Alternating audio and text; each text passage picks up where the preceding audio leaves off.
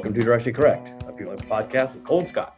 Today's guest, Courtney McMahon, Head of Global People Analytics at Colgate-Palmolive. Thanks to our sponsors, One Model. One Model helps people leaders at large organizations make consistently brilliant talent decisions by unlocking the analytical value of the data dispersed across your business. One Model's people analytics platform takes all of the heavy lifting out of data extraction, cleansing, modeling, analytics, and reporting of enterprise workforce data. One Model pioneered people data orchestration and has perfected the ethical use of AI and data science for leaders who need transparent and explainable decision support systems. HR and business teams trust its accurate reports, analyses, and storytelling capabilities. Data scientists, engineers, and people analytics professionals love the combination of governance and flexibility that no other workforce insights platform can provide. To learn more, book a demo at onemodel.co/directionallycorrect. All opinions are our own and do not reflect those of any other organization. Oh, can I go back for a second? Yeah, please do. I think it would be really fun to do model trains. It's probably something I would never end up doing, but I think the concept of building a model train thing would be fascinating. Two thoughts here. Every year they have this place in Seattle called the Armory. It's like a big open. It's an armory. They used to hold weapons there during the World War II or whatever. But now it's just like an event space and this sort of thing. They put restaurants and whatnot. But every year during Christmas they roll out this massive model train. You can walk around it, and it's I don't know, 300 feet around or around the circumference, something like that. I mean, and it's got all the sights and say it's cool. It's cool, and you can kind of you see children kind of glow. I glow. It's cool. It's cool. Yeah. Looking, right? Like I would never go spend $200 per square foot on a model train set, but I used to be super into aquariums growing up. Actually, I didn't. I think I didn't know we shared this. And the one thing my parents would never let me do is a freshwater aquarium. I mean, a saltwater aquarium. And so I always wanted one. So I always thought when I get a job and I'm older, I'm going to, get an aquarium. And that never happened. But that was definitely something I was thinking about. Is that what your aquarium fascination was like? We had an aquarium growing up, and it was like, I don't know, probably like a 20-gallon aquarium, and it went away eventually. And then when I was in college, a friend gave me his like 60-gallon aquarium, and it was really cool design. It was like 2 feet tall and maybe like 4 feet wide, and it had a massive placodermus and a massive Oscar in there. And then when I moved to Ruston, I got and built a saltwater aquarium and had 2 clownfish in there, and that's where I had a hermit crab named Herman Guinness. Then that's the origin story of Herman Guinness. Are you into aquariums, Courtney? I will say no, but I have had fish in my past. What kind of fish? Those maybe the ones that everybody likes. Oh, are they Japanese fighting fish? Yeah, Like koi fish? No, the little small ones that look dead when you go into the store, and they're always like on their side in those little sad plastic Chinese bowls, like the like a beta, a beta. Yeah, beta fish. Yes, I have had multiple beta fish. It's those kids. I was trying to figure out how you like fish but never had an aquarium, or how you've owned a fish but never had an aquarium. Like, is a beta fish actually fish? I'm not sure. I think it's definitely a fish, but to call that an aquarium is a stretch, definitely. Yeah. It's like, you get the goldfish and it's literally in a bag of water. It's like, that's like a beta. But I guess I've had multiple bowls going at one time because you can't have these. So there's like the equivalent could be an aquarium. And we actually did get a big one. Yeah, actually, I'm lying. We've had the bowls, then we got a big one and had all those like mazes that they could go through, and we're trying to teach them tricks. None of that worked. But yeah, that's an aquarium, right? Something that's more cubical. I love how you repressed this memory too. So. I repressed it. Yeah, that's unfortunate for my kids, but that's how it went. They all had untimely deaths. Well, Scott had a hermit crab named after a famous professor, Herman Guinness. I think That's when you I had kind a of came into the famous. conversation. I was like, wait, Yeah. Well, I think you have a famous professor in your family too, right, oh Courtney? my gosh, good segue. Are we just already? Yeah, we're just here. We're rolling. We're We're here. just doing it. Um, I do, and he is retired now. He retired at the ripe old age of 87. He's 89 now. And this is my father, Warner And Burke. what's his name? Warner Burke. He taught at Oh, Columbia or at Teachers College, Columbia for many years. I think since 1978. I can't do the math. Go figure. People analytics. The Bark model? Yeah, the Burke model. Yeah. So he did a lot of work, a lot of work, and then retired very, very old. But that's what people should do, right? You want to keep going. You want to keep learning. There's a curiosity there that I think keeps you interested and also interesting. never retire. Just keep going. Keep going. If someone's willing to keep you on their payroll, I mean, pretty awesome. That's one of the benefits of American academia, I would say. Is this what got you into like org change and org dynamics, people analytics in general? Correct. Correct. I was a consultant though first. So I'm one of those people that started as a consultant. Right, there's so many different disciplines in people analytics. I'm one of the people that started as a consultant, but mainly HR, and then defected a little while to do some other things, and then came back to the talent space. When I left, when I was gone from the HR space, it then all of a sudden became talent, and I Yeah. had to relearn the lingo after having a HR does that every few years. It's annoying. It doesn't change anything. Come on, guys. Let's get over this. yeah. I was definitely feeling out of the loop right when I came back. I was like, wait, what does talent mean exactly? I thought that was like actresses and actors. It's like people analytics. Like we've been doing this for 2.5 years, and I've yet to pin down what the fuck people analytics means. Really? Like sort of like vague ideas. We have a podcast about people analytics. I don't know. I haven't been able to reliably differentiate it from anything else that's IO. I think it's unknowable, Scott. I think you're never going to know. Yeah. And actually, it wasn't called that, right? It was actually called talent analytics Yeah. back in 2010 or 2011 when some people made it up, like Jeremy Shapiro. I mean, clearly it's not just HR, right? It's not just HR. It's not. I guess it's not IO. I don't know. I think we like a lot of different disciplines, and that's why it's hard to pin down. And then I think, like Richard Rosenau has said in the past on this podcast, but then in other places, that it's so different at every company, even, right? Mm. Because different companies Mhm. have different things underneath the umbrella of people analytics, or maybe even raise it to the next level where it's more of the operations, let's say, including HRIS and HR tech overall. I think Um, that's the best answer I've ever heard, oh my honestly. gosh, Yeah. I feel good about that. And I have an article coming out about this in a few weeks. It actually might even be out by the time this podcast comes out. But one of the things that I found in the article was I thought that well, if you had to guess, like what is the most common skill that increased since 2010 in people analytics, what do you think it would be? The most common skill um, Yeah, in people analytics. I mean, I know the most common skill that people ask for, and I think it's Python. I think it's one of those coding things. I was very much in that camp. And then what And happened? guess what? It's Microsoft Excel. So yeah. Ooh. Wait, how do you know that? How do you know that?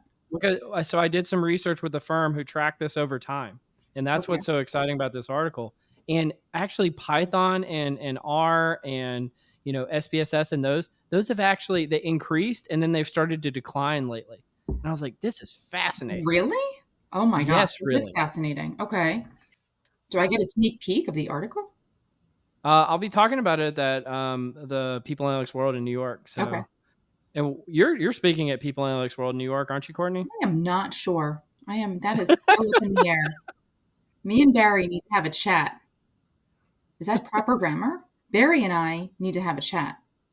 Somebody and somebody need to talk.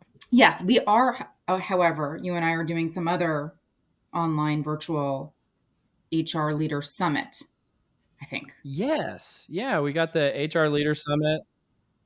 I'm Yes. moderating about, the impacts of generative AI in HR and people analytics, and get to hear the hot takes from Courtney, so that should be exciting.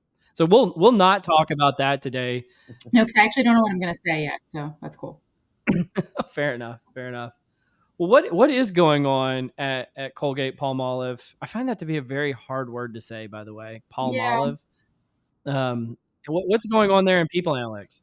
Yeah, we have to say Colgate-Palmolive. We've even had to change one of our onboarding trainings is called Valuing Colgate People, and the acronym is VCP.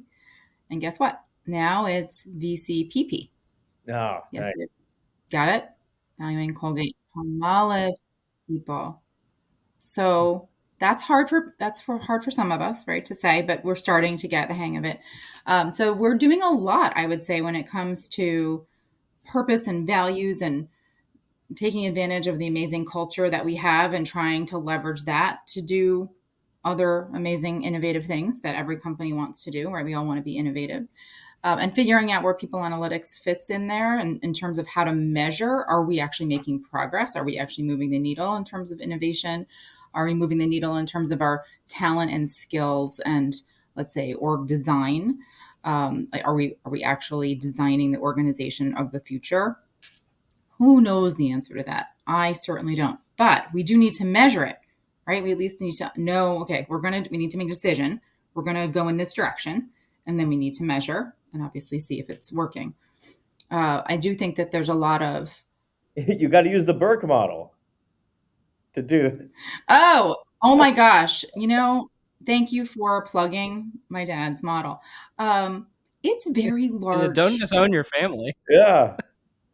Have you seen it lately? Like, have you looked at it with fresh eyes? I saw it probably about 18 months ago, and it's rather Okay. complicated. Of course, organizations are rather It's big-ish and has a lot of, yeah, it's really cool. And system structure, uh, culture, external, internal, all the amazing. Yes. So I do think it's valid to evaluate all of those boxes in the Berkletwin model for sure.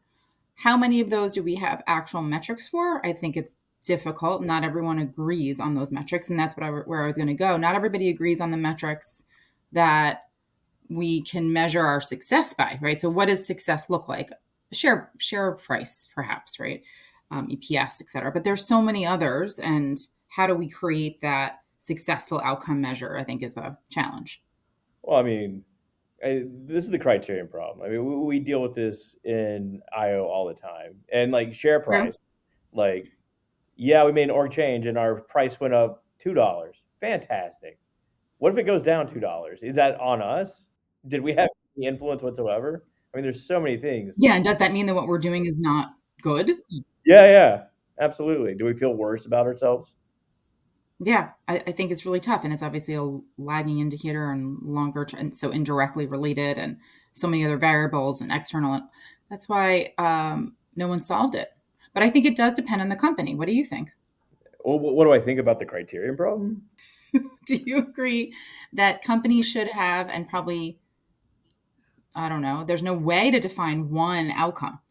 I mean, it depends on your company and what I guess what they track. All public companies are tracking something similar. But I think we're very global. We're this size. We're consumer products, right? There's a lot of variables or characteristics. Well, I think you try to get as proximal as you can, and then use the oh gosh, 4 steps out. What am I trying to say? Training evaluation. Try to like measure it as far out as possible, but you need proximal measures of your outcome as close as you can, and then see if you can impact the business as well. Have like overall metrics. I think it comes back to like what is people analytics, and we can't define that, and what is performance, and we can't define that. We all agree it exists. We all agree that people analytics and performance exist, but we can't agree on what it is. And so until you can get that agreement, you're never going to be able to measure it the way that we would like to. Right. I have a bias for objective measures, but I understand that you need more than objective measures if you want to holistically understand performance. Yeah. And there are ROI tools, let's say, for people analytics, right? So that's another direction to go down. What is the ROI of people analytics? Some of them I think are on the conference board. Have you all ever done that or ever talked about that in your podcast? No, we've never. And Amy, who runs the People Analytics Council and Conference Board, is a friend, and I think I'm speaking there sometime later this year. But no, I don't think we've ever had anybody on from the conference board. There are some online tools, if you remember, you can leverage. Go ahead. Solange. Yeah. We've never had anyone really talk about this, but I think Cole really excels at this, like driving value from people analytics. He's a guy with some like really good thoughts on ROI. Dude, I could so mic drop on you guys about some of the stuff that we're Yeah, doing. it's really Like, good. It's really good. yeah, but that'll be for another day. Just another day. When we study up, we have to study up so I can have an intelligent conversation about that. But that is something I think we should get better at. I mean, from an Insight 222 perspective, our friends David Green and Jonathan Farrar, they talk about measuring the value and not only creating the value, but measuring and communicating the value all the time, which I think people see the value, which is why this people analytics field is not a fad. It hasn't gone away, which I think we were actually concerned it could have gone away, let's say, right around COVID. And then COVID happened and it's only amplified and grown since then. And I think there was a lot of, let's say, stress around proving the value. But I think people see the value, even if it's not one metric, right? And to quantify, it's really, it's a softer, like squishier value plus some harder values. Yeah. Well, Courtney, I mean, I think you guys have a relatively, smaller people analytics team, but you're able to punch above your weight because of how you guys apply yourself. What is it that wisdom that our listeners can take away about leading that type of team in terms of making an impact? And, are you where are you making your investments to be able to do that? People are wearing multiple hats. And so I don't know That's if such a nice way of putting it. I don't know if all of us can excel in all of the hats that we have to wear, but we're trying. And I think we're kind of figuring that out. It also depends on where the company is and where the group is in their journey, right, that you're working with. So we have our team divided into global regions for the most part. And then we also have some more closer to home, let's say corporate focused team members. So I think we're spread thin for sure, but we're globally distributed, which really helps.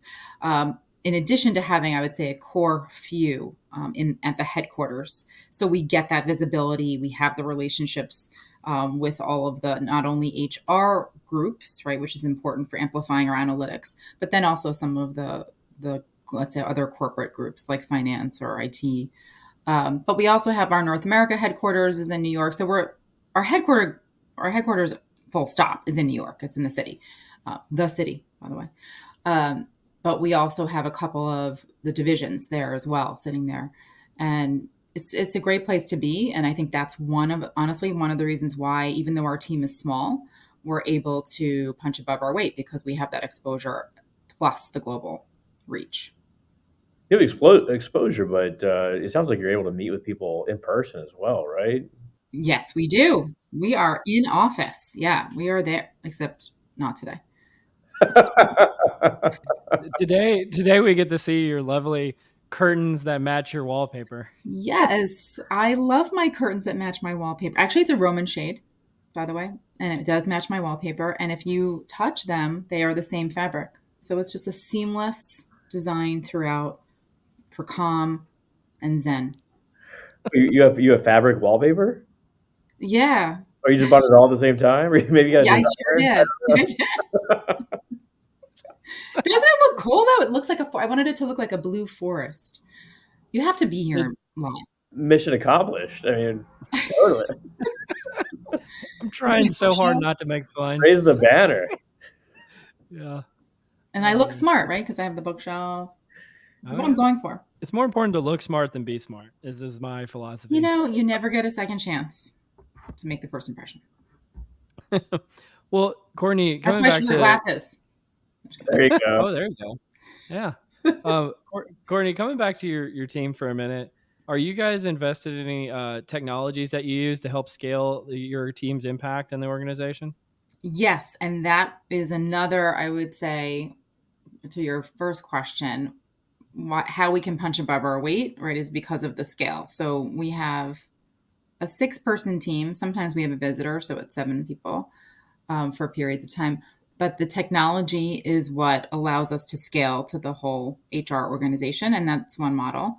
We've had that since 2020, and it's been, I would say, the best thing that we decided to do because, of course, we tried to build before that, like most companies do.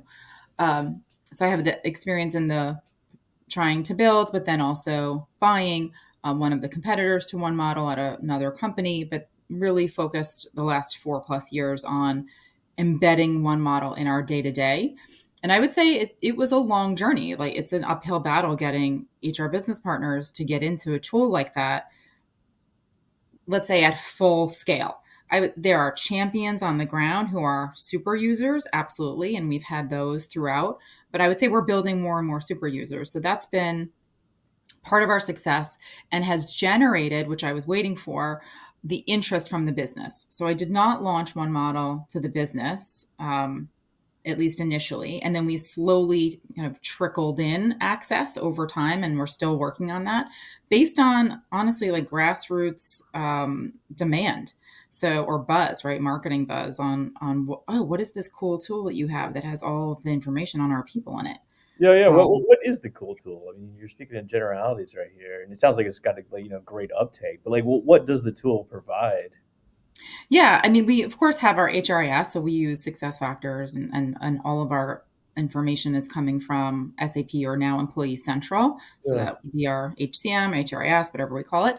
And then we pull that into one model for visualizations, but we also pull in uh, all the other programs that we use and platforms that we use from talent acquisition, from learning, and let's say performance management, something like a degreed, right? So LXPs, not only LMSs. So you can bring it all in and better understand what's going on in terms of if someone is acting this way or was hired from here or behaving in a learning like their high learning focus, what hmm, else does that mean, right, in terms of their employment outcomes, let's say promotions or just movement in the organization. So there's a lot of those analytics that we've built in one model. And of course, we call them storyboards because that's the one model terminology for a dashboard.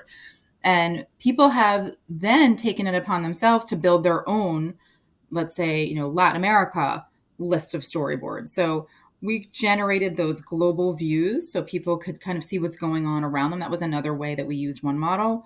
People didn't have access to, let's say, the global understanding until we brought one model in where we can create some global views without drill down, right? So from a yeah, security model perspective, it's awesome. It's very detailed, and that was one of the selling points for us. So essentially democratizing, all this data and allowing people to manipulate it on their own if they have that inclination. You guys are stunned. That's You're stunned into silence. well, no, we're You're fascinated. like blown away. Well, I think, I mean, does a tool like that help you build capability in HR people, or how do you build capability in HR people using analytics? Yeah, I think we did not build capability in people just by looking at the analytics. That didn't happen. I think we built some capability in terms of how to use the technology. Click here and apply your filters, right? But what we're just taking a step back now and doing, and we started this a year plus ago, is starting with why are we even doing this? What's the business question? And a lot of times the business doesn't have the question. So that was the other issue, I think, for some of our HR people, because I think we always said in the beginning, work with your business leader, understand the business question. They don't even know what they don't know or what they could know using talent data and how it can be connected to other outcomes, right? Other than just like putting people in the org chart, right? And getting some skills here and there. So there's a lot more, let's say, advanced, even though I don't know that we would call it advanced, but from a business leader perspective, there's a lot more advanced analytics we could be doing with talent data. And so now people are for sure understanding the value that brings to to their integrity, intelligence, credibility, all these awesome things. And it's not about the platform; it's about the questions that you ask and how you help your stakeholders understand what you can unlock, right, and what you can decide that's different if you have this data in front of you. It's funny, coming back to conference board and Amy Armitage from earlier. That's actually where you and I met, but I had known about you for a while because of our mutual friend Amy The Stevenson, other Amy, so the many other Amy's. Amy. And I knew Amy Armitage from Towers Perrin back in the day. So that was another connection way back when. And then, yes, Amy, our other mutual friend, Amy. When the three of us even got to hang out at Talreos, I guess it was the year before last, right? Always at the W, though. Let's just be Always clear. at the W. There's just good bars, right? W is reliable when it comes to bars. Absolutely. So Amy and I worked together back at AIG, and have both gone on to, I would say, bigger and amazing things, right? As one does in their career. Hopefully, your career only goes right up from where you began. Before that, I was at Deloitte, so I would say I did more people analytics work at Deloitte, and then went to AIG, and then moved on from there. But I'm so glad that I made that stop in my career, because I wouldn't have met Amy, I wouldn't have met Roxanne, also Lasco. So we had a great time. I think that, Absolutely. working externally also like prepares you for internal life in ways that, just drilling down always internally just can't, right? Like I meet people that were external consultants, and they're able to just like simplify issues to the point where like it's really digestible for the client, customer. Yeah, exactly. I feel like I couldn't be a career consultant, even though there's a lot of career consultants. So I don't want to bash it, because it's super awesome and lucrative, and you get to, I don't know, learn the latest and greatest, so you can sell Yeah. the latest and greatest. So I do love that about it. But for me, I could not see myself being that person. I needed to go internal. So Especially a sales role, right? Like, yes, absolutely. It gets tiring. Also, it's like you're selling yourself internally. Yeah. Talk about people who've mastered looking smart, but not necessarily being smart, the external consultant who shows up for 10 minutes and diagnoses all your problems. Yes. here's a four-color chart. Scott, say it again. Here's a four-color chart. I'm fucking up today. Like, I keep interrupting you. I apologize. Oh, here, I'll just go off. I'll just get. Let's just talk over each other the whole time. That'll be a good I love it. podcast. I mean, this is what it was when we were at the W Hotel too. Exactly. That's right. Well, I think you were on my right, and Cole, you're on my. Yeah, I can't remember. Because remember that circle couch? Yeah, it was like a circle couch with like a gold chain sort of Yes. thing. Private, but not private. But it was. It was $12 beer night. You were wearing jeans, and I was not. That tracks. People are casual, and I'm just not. I think I was wearing this Patagonia shirt, probably. Chances are it probably was. And again, Courtney, we're not all Manhattanites with our fancy style and not blue jeans. Okay, but like dress for the part you want, not the part you are. I don't know. That's what I heard one time. I think I do. Yeah, I think Mission accomplished. with Scott, you're talking to the wrong person. my goal direction is far different than other people's, clearly. Well, on your little, I don't know, rectangle where your face is, I see two directions, right and left. Direction correct logo. Yeah. Oh yeah. Yeah. We're good. Okay. What do you think about the margarita green? I mean, we've been through 100 of these episodes. Yeah. Is it time to change the color? I'm enjoying it. Okay. I mean, okay. Did One Model approve that? Now that I'm seeing Powered by One Model? I mean, they are sponsoring us. So, yeah. I actually don't mind the color. I like the color. Well, the color is all us. It's actually all me, but I hate the color personally, and I chose it. But we've never moved away from it. We had a lot of talks early on.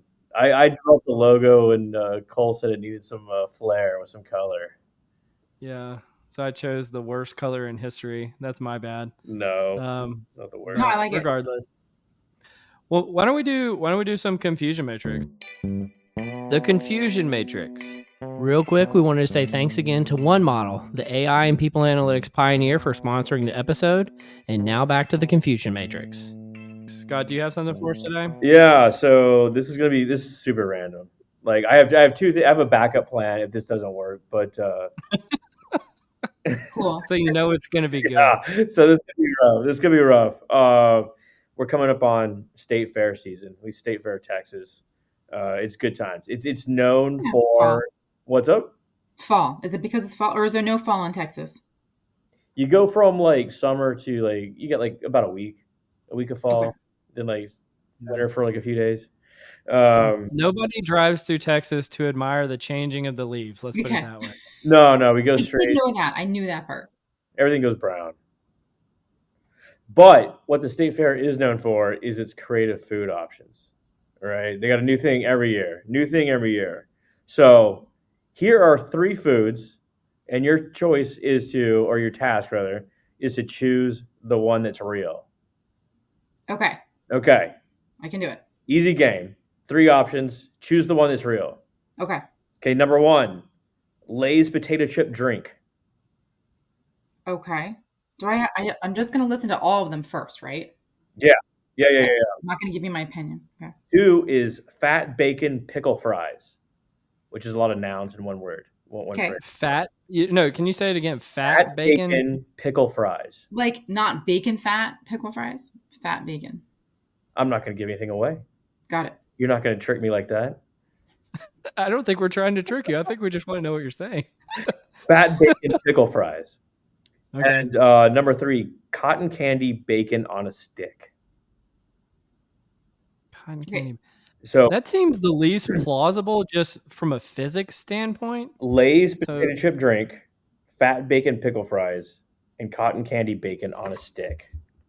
Why is cotton candy bacon on a stick? I'm talking to Cole, not you. Mhm. Why is cotton candy bacon on a stick the least plausible?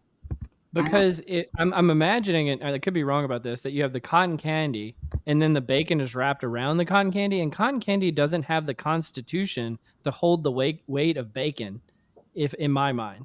But can it just be cotton candy flavor bacon? Oh, it could be. I could be misinterpreting what it is. And you just put a bunch of fat in there, but would that work? It probably wouldn't, because to your point, cotton candy, because it's just sugar, couldn't hold on to the fat. It would melt. Okay. I'm getting the science behind it.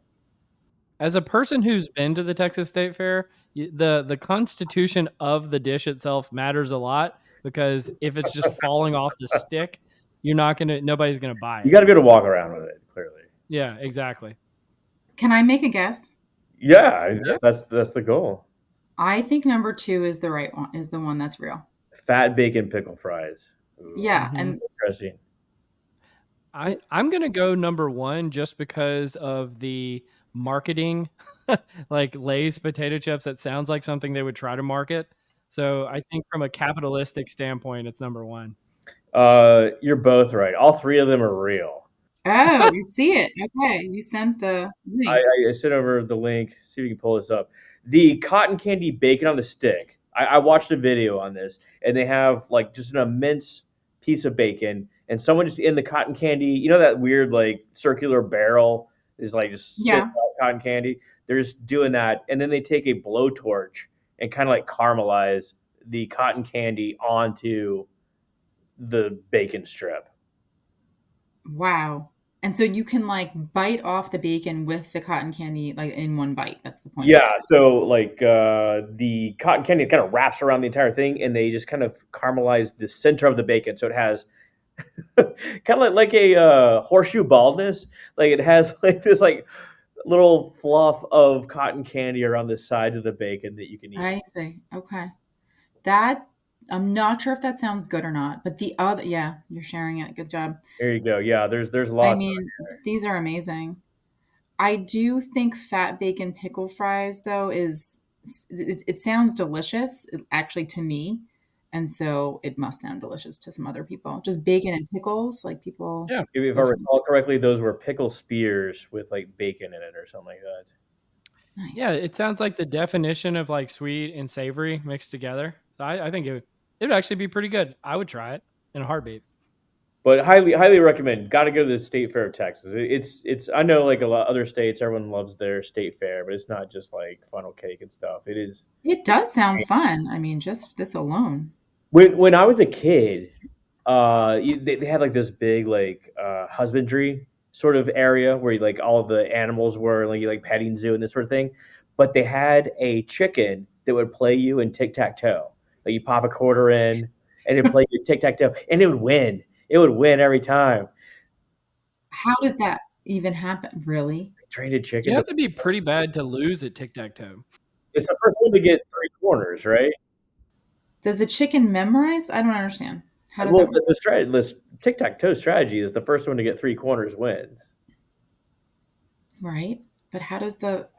I thought chickens were stupid.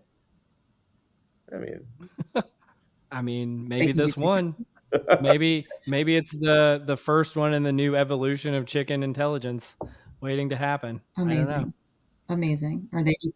The thing that I really don't want to think about is like, what did they have to do to that chicken to get it to do tic tac toe? this is You know, operant but conditioning, right? yeah, I guess Hopefully. so. I don't know. But maybe they put a special microchip in it. This is like Maybe they did. And this is the next evolution of like Elon Musk's vision of putting microchips in people. I mean, yeah, Like, let's start with chickens, right? And like then we'll move on to maybe cats. plausible. Plausible. and just teaching them progressively more complex tasks, with tic tac toe being a pretty simple task, and eventually they're coding on computers. Yeah. Yeah. Chess champions, Python champions. Just good science. Well, I mean, Yeah. like apparently you don't need to be Python, just do Excel now, right? I think that's what we learned early in the show. As we learned. Yeah. Okay. And is Python really slowing down though? Okay, a couple thoughts here. So Gen AI is definitely reducing the knowledge you need to have of coding ability, right? Like you currently you still need to be able to Yeah. code to use, say, ChatGPT, Claude, whatever, in combination, because you need to be able to diagnose problems and be able to understand, because it rarely comes out of the box working.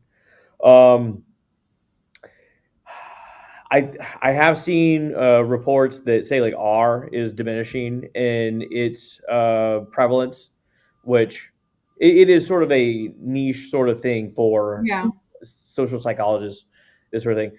And I think that Excel gets a bad rap because you can do a lot in Excel, especially someone that really knows it very well. Yeah. You can do all your statistical analysis. Of course, you make dashboards and et cetera, et cetera, et cetera. But I mean, as a base skill that everyone needs to know, yeah, I that makes total sense. You need to know how to use Excel. Yeah. I mean, I think Yeah. we would have predicted it would have gone down in popularity, but it's just interesting.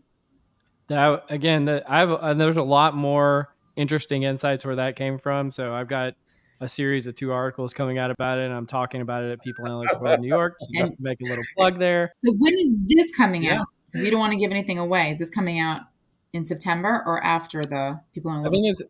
think it's coming out in September, and I think at least the first article in the series will be out by then. So it shouldn't all be new to whoever's listening. But regardless, Do you have a whole section on SPSS? we track the prevalence of SPSS. Yeah, it's a part of it. MATLAB? Any MATLAB in there? No, I don't think it didn't meet the criteria of being prevalent enough to be tracked. Is it Stata? I think it's Stata that like costs so much that it's like $1 billion. So the biggest ones originally were SPSS and SAS. Yeah. Things like Stata and MATLAB and there's a few others that are a lot less prevalent.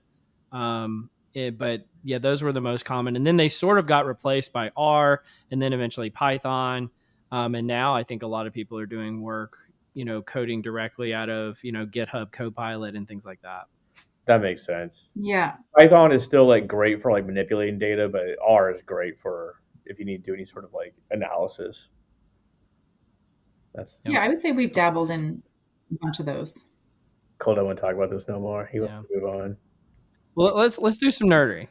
The nerdery. Nerdery. Yeah. Okay. All right. Nerdery. You don't want to talk about the state fair anymore? Okay. I see how it is. Or listen, you got more on the state fair? Let's do it. Let me tell you about big techs. Let me tell you about big. Let's move on. Let's move on. Yeah. We can go back Well, to it. How let's about do. that? We can go back. Yeah, let's do something equally absurd. Can you guess which country swears the most? China, because there's a lot of people there. Where? China. China. Oh yeah, she's hitting us with some statistics. That it should be on It should be. a Oh, world level. that's a great people analytics point. You know, it's like not she's going with like sheer volume, right? Not Yeah, sheer Yeah. volume. not prevalence. Yeah, not per capita. So, according to this analysis, it looks like it's actually on a per capita basis, not China. China is pretty far down there. Yeah. But Maybe they get in we trouble. got the top 10 here. So you got United States is number 1 and by a good healthy margin because it's almost twice as prevalent as the next country, which is United Kingdom, Australia, New Zealand, Canada, Mexico, Jamaica, Colombia, Dominican Republic, and Egypt. Closing us out. Egypt. Wow. Egypt. In fairness, this is the number of tweets per 1,000 that contain a swear word. Oh, it's based on tweets. Okay, I can't read. Okay. That's interesting. I mean, I also really enjoy swearing personally. And I do so frequently. Not on this podcast, but frequently outside. You know, you have a favorite? I mean, I like Like you're in traffic. the F-bomb is really I don't want to go there as much as I do, but then I end up going there. That's a staple. That's It a staple. just rolls off the tongue. It really does. And I'm from the New York area, and it goes with the territory. Are there any sort of like New York specific like swears? Like they called me a jabroni, and I was like, I would be offended if I knew what this meant, but I have no idea what you're talking about.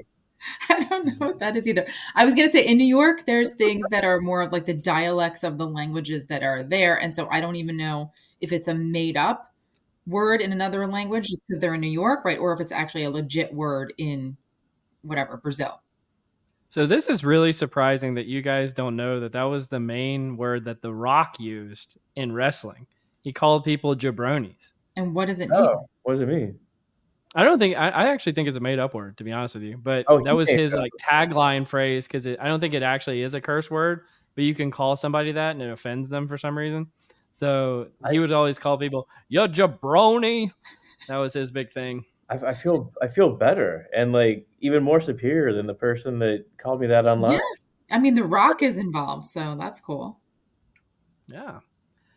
Well, and then I think this might be the reason why you found this one, Scott, but they also go by the different cities. They go by city, yeah, with the highest prevalence. And since the United States is the highest in North America is Baltimore, followed by Baton Rouge, Louisiana. Really? And I promise you, because I think this is probably not the first time somebody has done this analysis, and I don't think it made the cut because it's not big enough.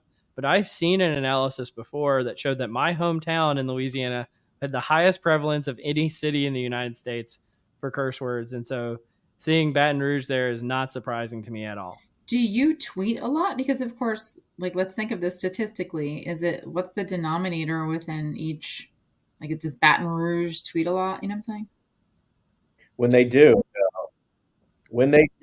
I mean, you're talking 7% of tweets contain a curse word. It seems high, right? That's pretty high. Yeah, 7%. Generally speaking. High. Yeah, that's true. I on a global scale, here's a people analytics point: is like, what are we really measuring here? Are we measuring swear likelihood, or are we measuring like freedom of speech, or perceptions of freedom of speech? Do you feel like that you can tweet unencumbered or with no social ramifications?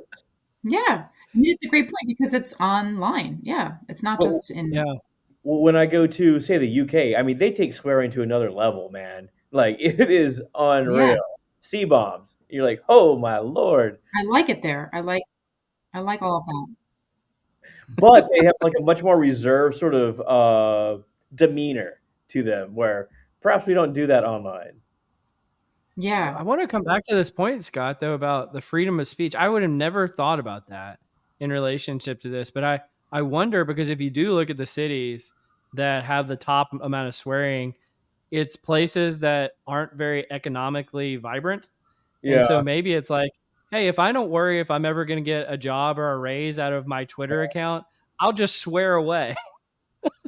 Right? But if it's, like in a place that I think is pretty economically vibrant and this might come back and bite me in the ass in my future career prospects, maybe I'll, censor myself a little more. Yeah. that's a sort of a different angle there. Like it is freedom in the sense that like, well, I'm gonna have no ramifications for this, so I'm gonna do whatever I want, right? Yeah.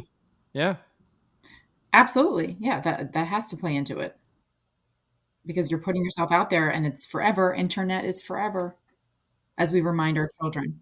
Is it though? Like starting to hear some of this. It's called the internet dark ages, where like companies are like wiping away content and this sort of thing. So we think that it's gonna last forever, and like our grandkids are gonna be like, well, Cole Napper, there he is sitting there, my great grandpappy, podcasting away.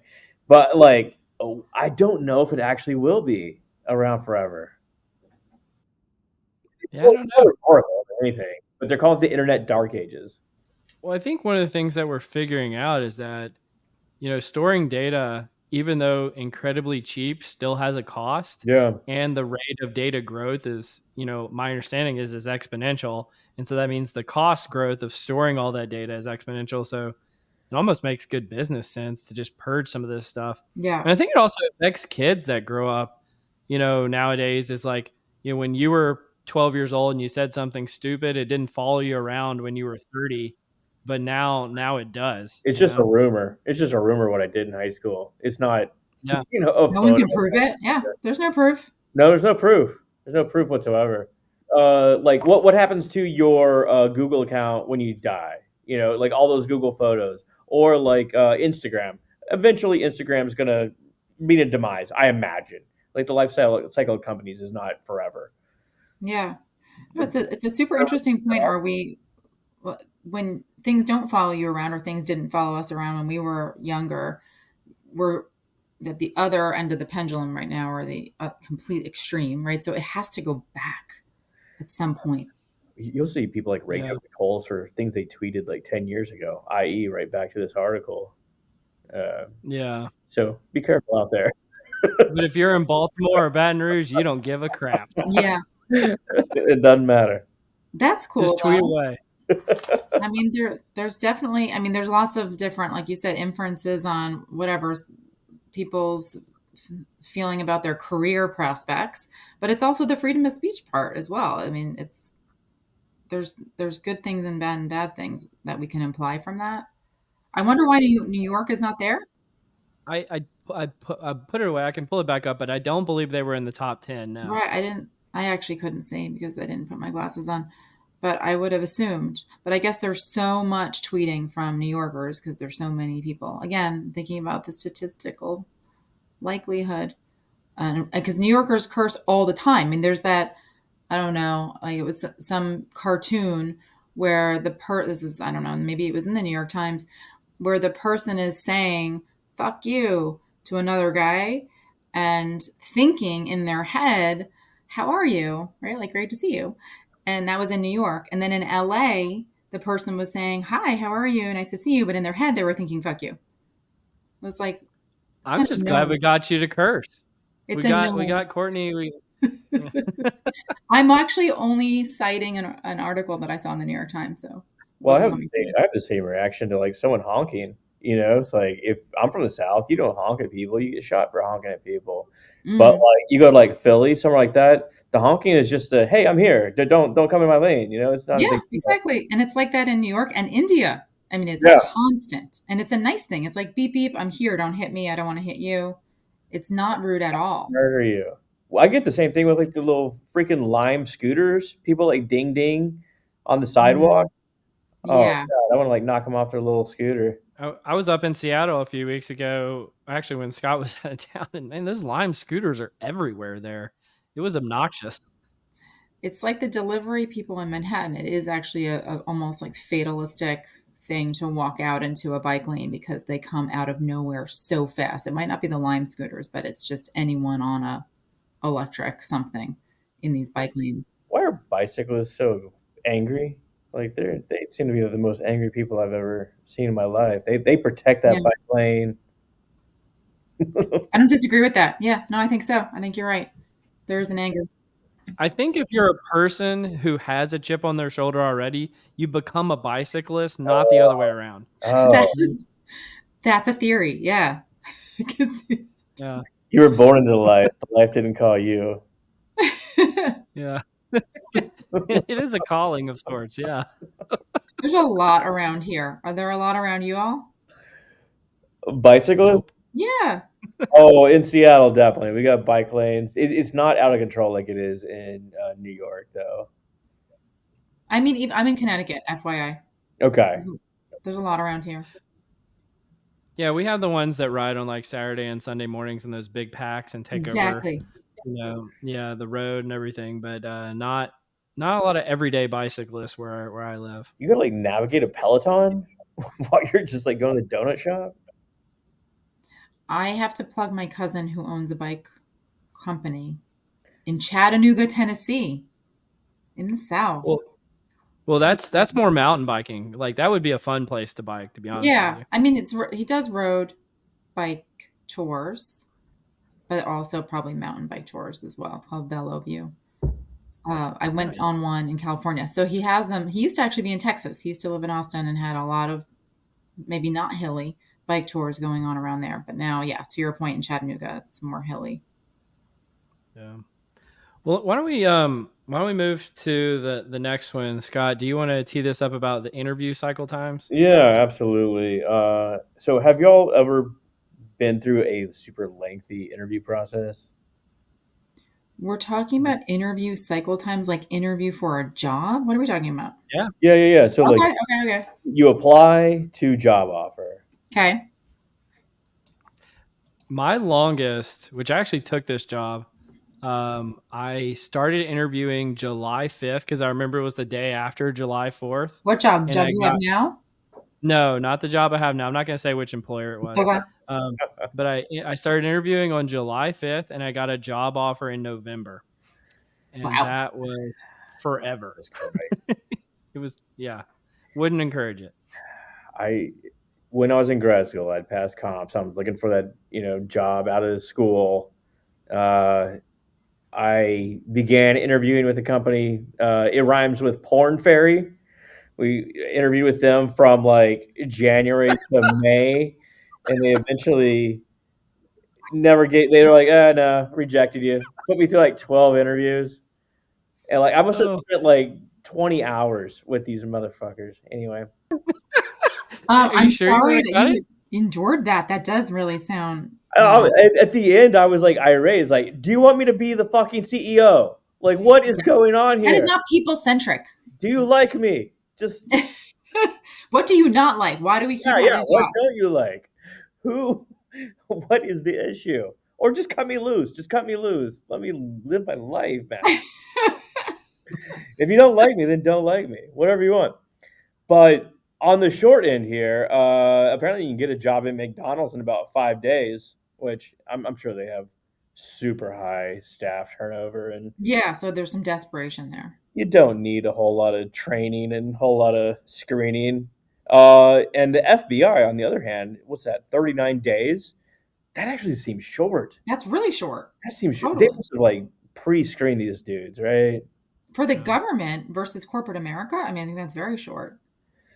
I was actually pretty pleased to see that it was like the FBI and the IRS and the Air Force had some of the longer ones.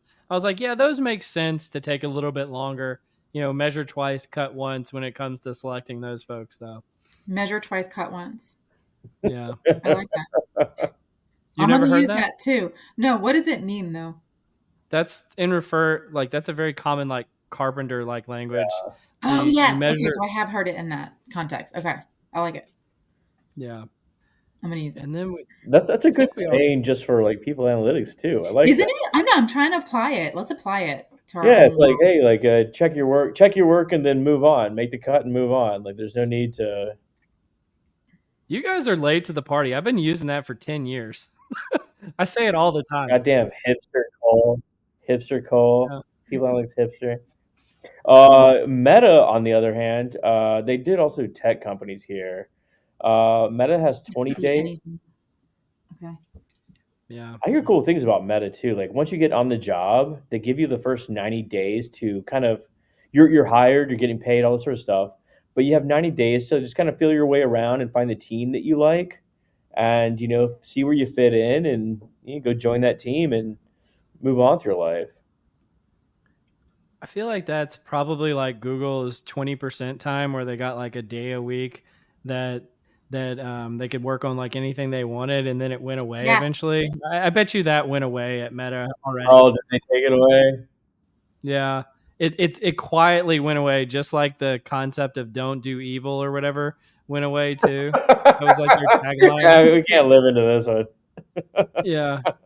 But yeah, I think so the shortest tech company hiring time was Uber at 9 days, and then the longest was Oracle at 25 days. Don't these people need background checks? I mean, a background check is 2 weeks. I'm thinking Well, I think to be Uber. fair, I think they're talking about like Uber drivers. Yeah. That's Yeah. not corporate. Well, if it's not corporate, then that's not a fair comparison. Yeah. They have Amazon on that list too. So if they're including fulfillment center workers, that's not the same either.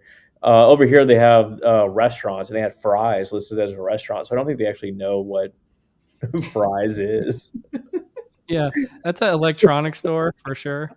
But I think the longest restaurant was still pretty quick, which was 10 days. It was Dutch Brothers Coffee. Um, and then I think some of the shorter ones were like Jimmy John's and Sonic and Papa John's were all like less than 5 days. Wow.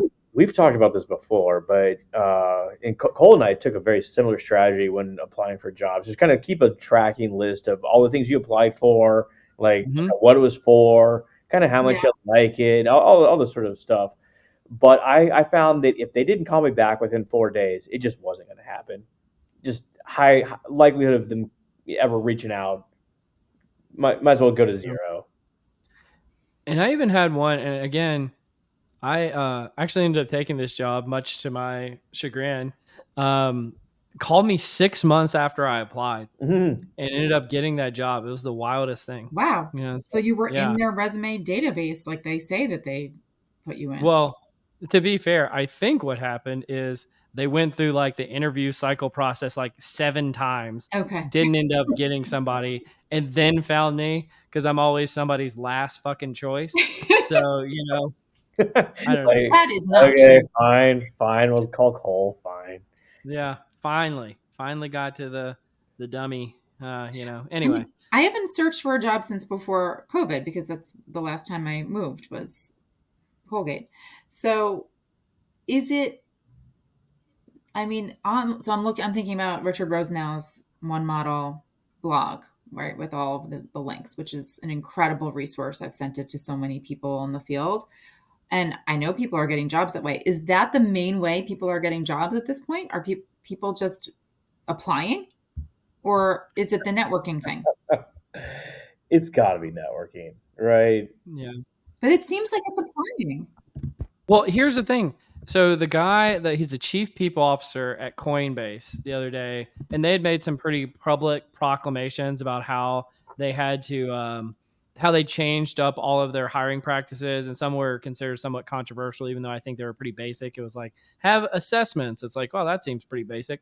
But one of them was that they were bragging that 20% of their hires came from people who applied online. And like, this is so high, 20% come You're from so applying amazing. online.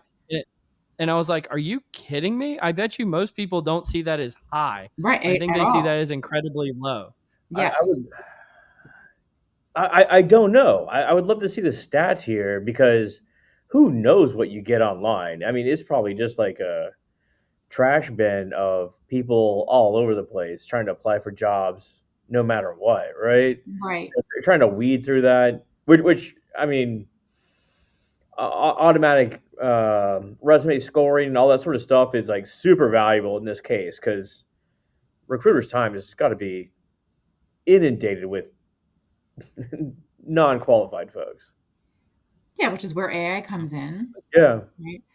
Sure. But I would hope that we would be considering people who are applying to our job. I mean, in the world at large, not necessarily Colgate, but that's at least what people analytics hopefuls are going to the website for, to the One Model blog to see, okay, what's available. I mean, it's obviously an awesome tool just to understand the market and how it's shifting, and are the roles senior, are the roles junior, how are they expanding into more like at HR tech, or are they less technical? I think it's an awesome piece of, data that we can dig into that way. Yeah. But I mean, I'm telling people to apply yeah, through these Yeah. links. Well, I'll tell you this, and Scott, to your point about, it would be a great research study for some aspiring PhD student to figure out like what proportion of people who apply versus who network versus any other way you can get a job, and do some kind of study. That would be fascinating. And I would love to cover it on this podcast for sure. Mm-hmm. Yeah. Scott, find a Yeah. friend. Find a My friend to friend. talk about it. I don't got Yeah. friends. I don't got friends.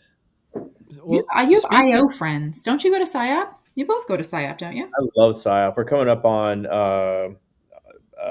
submission deadline. It's still by the For time this is released, January. it's like about 20 days away, something like that. Uh, but starting to do all that sort of planning, and then like the last week's just like frantic, free for all of yeah, trying to figure it all it's out. one of the worst feelings in the world is knowing that the deadline's getting there and your submission is, you've only gotten the title. You're like, oh God, You got I a gotta get it title, done. and you got to dig up like 3 panelists to fill gaps, and you're like, oh no, like who am I gonna Yeah, call? So I'm mad at PsyOp, and I haven't been in a long time. It's in Denver next year, right? Correct. correct. I mean, that would be a good one. But I had, I think, submitted not on my own, but through groups, 2 panels. And guess what? Neither was You didn't accepted. make the cut. It's No. it's it's a mixed blessing. Not getting accepted is it feels bad, but getting accepted is also like, God damn it! Now I got to do Yeah, It's not this that thing. I'm angry. So it's one of the panels was about how, I think it was something about people analytics coming from different disciplines. Freaking cool discussion. It was people Yeah, analytics focused. So maybe that was part of it. Maybe there were too many. Maybe there were too many people analytics focused topics. I was angry though. I didn't feel bad. I just feel like mad. Those two things are different. yeah. these reviewers, they don't know the value that they just threw in the bag. Exactly. The Exactly. stereotypical reviewer number two with their hot take comments about how dumb your paper is. I'm You annoyed know, about yeah. it. Well, Um, I got one quick nerdy article left, and then we can wrap this thing up. Um, so it was just, I thought this was fascinating, and Courtney, because I know that your team does some survey research, that you would probably find this interesting as well. okay. So a friend of mine, Ludik Stelik, he was independent for a long time, but now he's at Sanofi. Did some research to show who is it, like what is their engagement of who fills out comments on surveys. Is it just the people who are mad? Is it Okay. just the people who are happy? And what he found consistently, via doing some modeling, I'm not going to get into the details of here, but we have the link in the show notes, is that it's actually, if you use, which I wouldn't necessarily recommend this, but if you use kind of a net promoter score 10-point scale, it's actually the people who are most likely to comment are in the 2 to 3 range. hmm The people who are least likely to comment are in the 7 to 9 range. But people who are a 0 or a 10 are almost equivalently likely to comment. And if you're kind of in if you're extremely dissatisfied, you're not necessarily going to comment. If you're extremely satisfied, you're more likely to comment than somebody who's just moderately satisfied. So I thought this was pretty interesting stuff. I would not have guessed. I would not have hypothesized that at all. I mean, I think most people would think it's one or the other. People who are really angry, right? That's what I think the going kind of common knowledge, or at least common thinking, is that people who are pissed off, right, Mm. are the ones that are going to comment versus the higher. Yeah. I think it's fair to say it is people who are pissed off, but it's people who aren't so pissed off they've thrown in the towel. If Right. you're a true zero, you're just like, screw this place. I'm not even going to Forget it. comment. And don't even bother. Yep. I'm sure you do the same thing with like restaurant ratings too, right? Like if you love it, maybe give them 5 stars. If you hate it, maybe you don't even bother, right? But if you just, it's okay, and it was good, but they had some service issues. Yeah, and sometimes I don't want to bring them down. Maybe it was an off situation. Like I Yeah, had a hotel recently. It was an off situation, and I think it could have been good without that situation. Construction, not not under their control. there there was an article. I think it was like, oh boy, Roscoe 2015, something like that, and he talked about the problem that we have in people analytics IO as far as like who responds to our surveys, and he essentially found that only high conscientious folks will respond to surveys. So we build all Hmm. these models and all of our theories and all of our insights on a subset of the population who will actually answer surveys, and you are not getting a complete picture of what people actually think. My husband will never respond to a survey. Yeah, I mean, he'll never do it. I agree. We should force everyone to fill out surveys and remove their freedom. I agree. Little shock collar. Well, You there's answered ways to do that, right? You just don't allow people to go forward in whatever they're trying to do online until they fill it out. I mean, can you think of any format where 100% of people provide feedback? Is that common at all anywhere? You have to be bribed. a format. Actually, I take that back. I do remember there was one of the big tech companies was forcing all the employees to take their surveys. And there was even this guy I remember who was like trying to make every other company do that too. It's like, if we don't have 100% of the people take our surveys, I was like, man, that seems pretty, heavy handed. Do say like applicants? I wonder what the response rate for applicants is because they are highly motivated. Say you got to take like a psychometric exam or something like that, and Hmm. there's a how do we do sort of question at the end. I wonder what response rates those are. Yeah, exactly. If you're applying to a job, I mean, we have candidate survey, but it's after that we've Yeah. already, right, had a Yeah, it's a discussion. best practice to do it after the position is closed because if you wait, if you're going to get extremely inflated scores. You need a Right. If you motivated do it before. population. You need a motivated population to do it. Yeah, but it would be good to put that survey dashboard in front of your executives. Like, man, we're doing a great job. Look how great our candidates feel. Right. But I then would how love. many of those are like 4, 4, 4, 4, 4 down the line? Right. It's like nobody's really. Oh, there's a package for that. The careless package in R that'll get rid of people that do like designs on the survey Oh, response. really? Respond Designs? all, Yeah, Okay. yeah. Like they can essentially it shows the intercorrelation of the items. It's like, yeah, this person is not responding in a way that is yeah. realistic. That's actually good to know that there's a package in R for that. I mean, I think it's worth Hmm. looking into. He's I want to say a I friend. might be making this up. Didn't Keith McNulty make that It was package? not Keith McNulty. Yeah. He's a friend of someone that we know. I can't Okay. remember his name right now. I see him at PSYOP every year. Okay. Yeah. I wrote that down. Like, talk about a low lift, high impact package. Like, that's awesome. Totally. Yeah. Well, I think we've kind of run our course here, Courtney. It's been fantastic having you on the pod, and So it's much been fun on the fantastic pod. being friends.